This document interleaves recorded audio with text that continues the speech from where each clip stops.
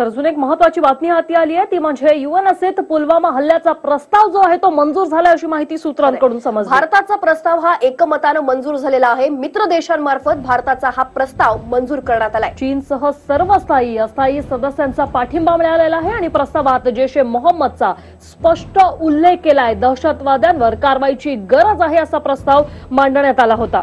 भारत सरकारला आंतरराष्ट्रीय मंचावर सगळ्यात मोठं यश मिळालं आहे। भारताला सगळ्यांनी सहकार्य करावं असं या प्रस्तावात म्हटलंय। यूएनएससीतील एकमतापुढे चीनकडूनही नमतं घेण्यात आलंय। याविषयी बातचीत करूया आमचे प्रतिनिधी विनोद राठोड यांच्यासह। विनोद, काय सांगाल? खरं तर चीनकडून नमतं घेतलेलं आहे आणि एकमताने प्रस्ताव मंजूर झालाय अशी सूत्रांची माहिती आहे, काय अपडेट द्याल?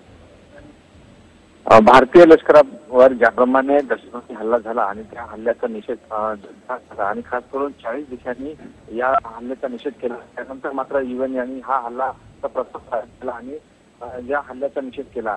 भारतासोबत भारताच्या पाठिंबा सोबतच या यूएन यांनी हल्ल्याचा निषेध केला आणि भारत सरकारची जी मागणी होती की दहशतवादी हल्ले होत आहे त्याबाबत आपण निषेध व्यक्त करावा आणि यूएन तो निषेध प्रस्ताव पारित केला आहे।